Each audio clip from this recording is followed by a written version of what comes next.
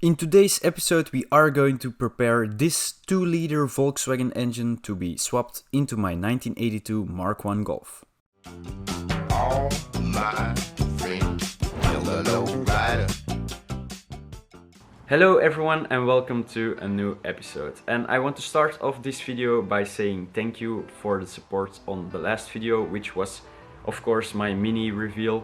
I was kind of afraid that a lot of you would hate that car, but it seems like there are a lot of you that are as stoked for the project as I am, which is really nice, so thank you for that. But as promised, we are going to continue with my Mk1 Golf engine swap series. In case you haven't heard anything about this, I am going to be putting this 2-liter 8-valve engine into my 1982 Mk1 Golf. And this engine will be equipped with a set of Delorto DHLA 40s that we restored in the previous episode and actually the first episode on this series. The plan for today's video is to make this engine ready to be thrown into the car. That means installing a new timing belt, the water pump, distributor, all of that stuff. Not only will it make my swap itself go a lot smoother, my plan is to do it in 1 or 2 days, but I will also be sure that I have all the parts that I need to complete this build. And speaking of parts, let's go check out everything that I have bought for today. This pile of goodness represents all the parts that I need to get the 2-liter working in my Golf. It is a mix of new and junkyard parts that I have been sourcing together for the last few months. For this project it is important to me to keep the costs down as low as possible, so that is why many junkyards have been scavenged. But finding everything there takes a lot of effort and is very time consuming. So luckily Autodoc still offers a lot of parts for these engines at very competitive prices. That is why I have these 2 big boxes filled with Autodoc parts, and conveniently they are also sponsoring today's video. Autodoc now has a club website where you can find helpful guides and tutorials for installing parts on a wide variety of car models. All you need to do is go to their website, select your car from the drop-down menu, and then all the tutorials are shown for your specific car.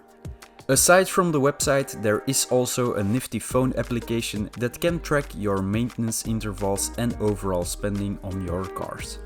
The details for all of this can be found in the description below, and thank you Autodoc for sponsoring this video. Now let's get to working on the engine. The first box we are taking off the parts pile is containing a complete timing belt kit. There is no more convenient time to change a timing belt than right now when the engine is on a stand, so let's get to it. Before we can go ahead and install it, I want to put the number 1 cylinder at top dead center. This can be done by turning over the engine so that the OT mark on the timing belt cover is matching with the OT mark on the cam sprocket. Normally there should be a timing mark on the crank pulley as well, but since it is not installed, I am making my own timing mark on the block. The timing belt kit came with a new type of tensioner, a type that I'm actually more a fan of, so the old tensioner can be completely removed.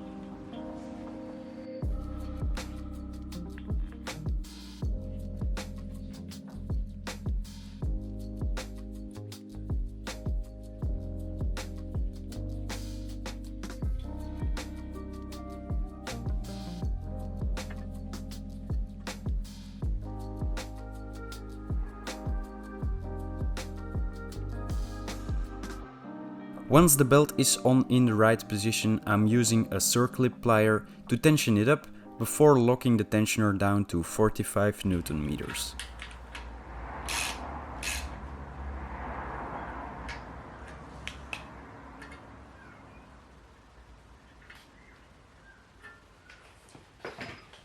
Then I'm turning over the engine a couple of times to make sure that no valves are hitting any pistons and to see if my timing marks line up again. It looks like we are good, so now I can go ahead and install the timing belt cover.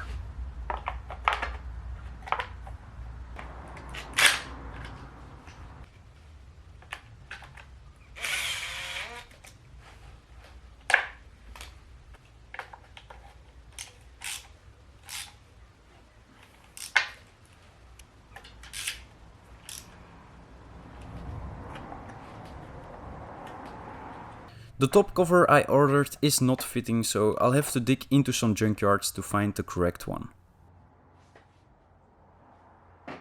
Next we can move on to the water pump, but before installing it I sandblasted and painted the brace that sits on top of it. In a previous episode I explained that I needed to relocate my alternator, and this brace is going to help me accomplish that.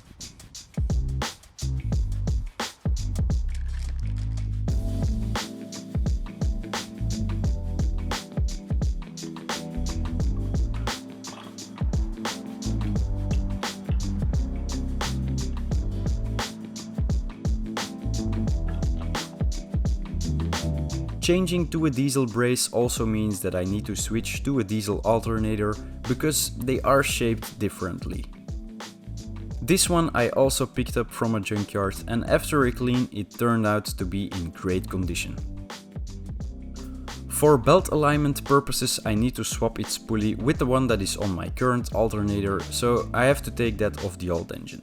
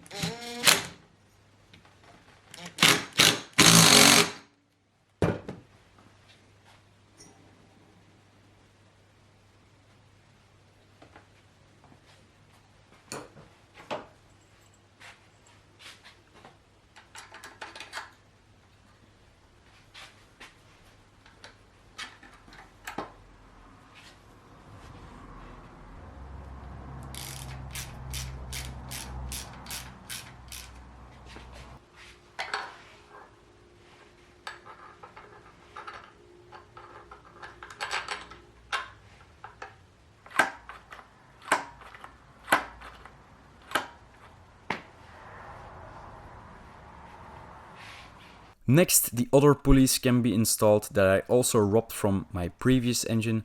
That way I have the exact same setup on the new one.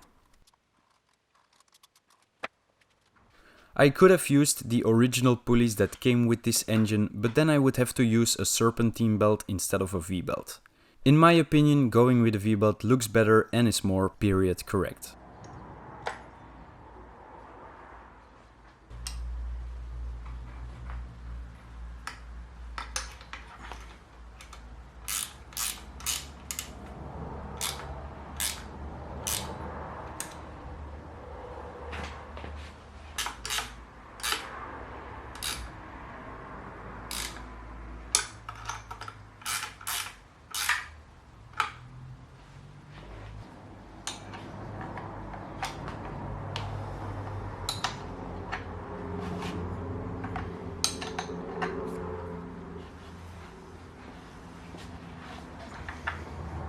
Now we are moving on to fitting the oil filter housing. I couldn't find a new one online, so I went to the junkyard and stole this one of a Mark III Golf SDI. A nice bonus is that it comes with a factory oil cooler that is mounted on the bottom. Before mounting the housing, the old gasket is removed, the surface cleaned, and then with a new gasket it can be installed.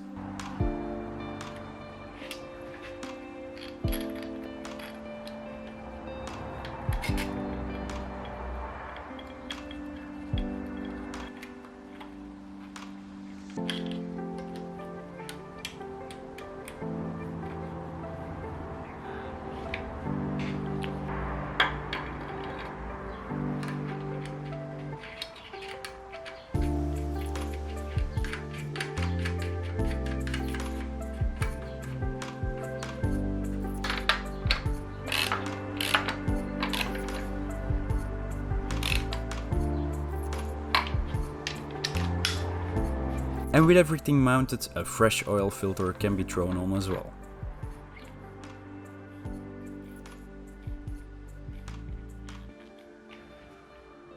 This is where the distributor needs to be mounted. I want to reuse the distributor that is in my old engine because then I don't need to change my ignition system. Doing this is kind of tricky since it is not a straight swap. The hole in the 2-liter block is slightly larger than the 1.8, and the gear on the bottom of the distributor is slightly larger as well.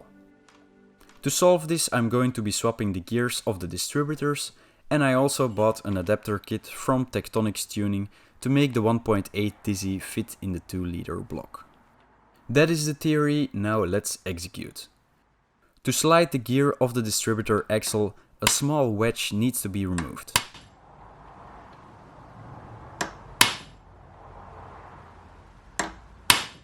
It is very hard to hit it out like this, so I'm drilling a pilot hole into it so that it is easier to give my punch a good whack.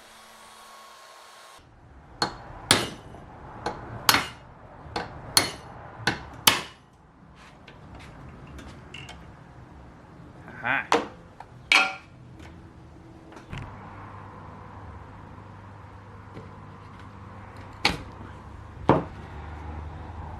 I did the same for the other distributor, but before I can slide on the gear, I need to fit the adapter kit.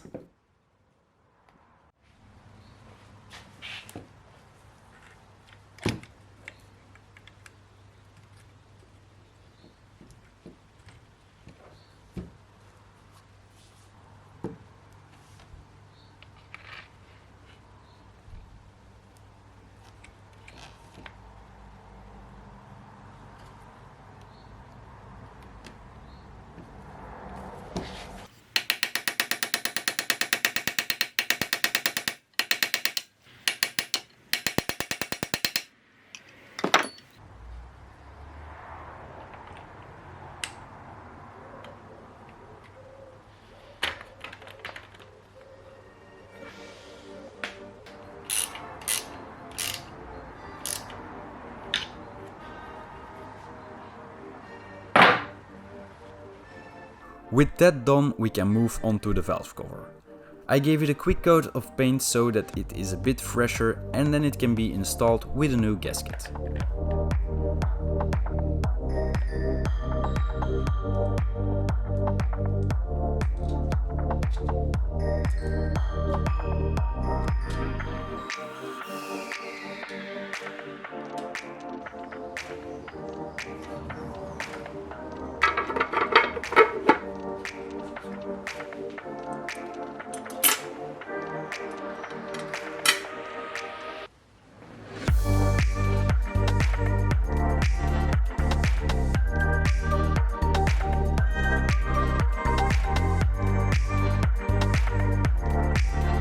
While the manifold is off the engine, it is easy to replace the spark plugs, so I'm quickly throwing on a set.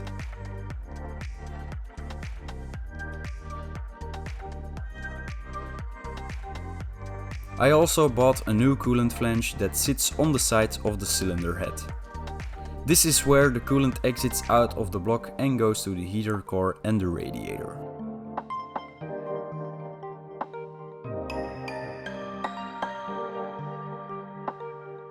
Next, I'm installing the inlet manifold with a new gasket.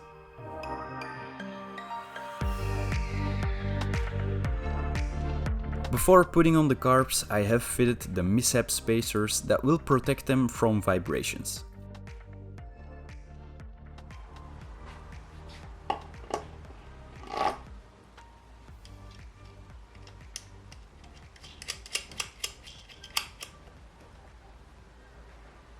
Fitting the spacers helped a lot with the clearance of the throttle linkage to where I can actually move the throttle. although I might need to trim the manifold ever so slightly to give it a bit more clearance. The other carb got installed as well and the throttles got linked together. Then I'm installing the Mk1 throttle kit that will allow me to attach a throttle cable to all of this.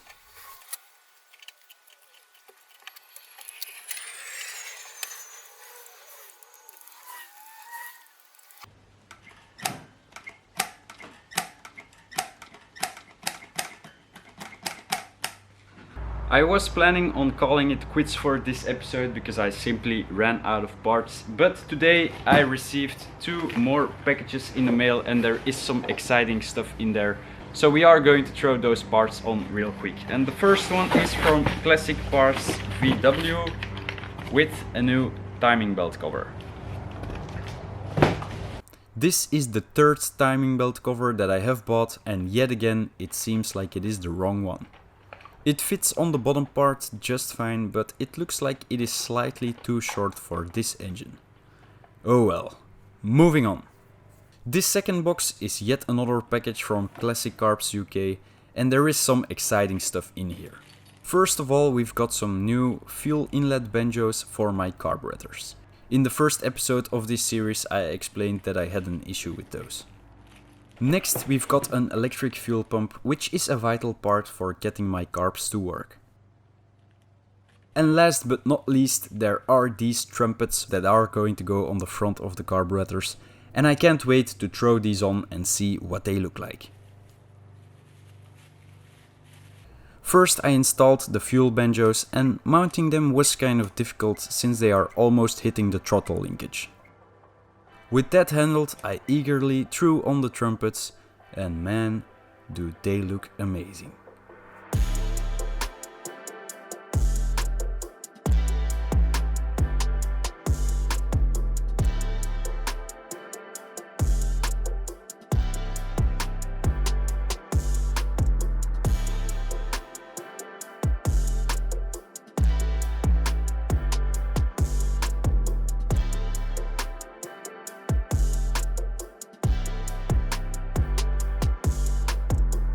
So this is where we are going to end today's video. I'm really happy with all the progress that we have made, and yeah, the end result is simply amazing. I hope that you guys liked it as well, and if you did, please consider giving me a like or a comment, anything like that. It really helps me out. In the next episode we are going to take the old engine out and throw this one in, so keep an eye on the channel if you want to know what happens next. Thank you for watching, and until next time.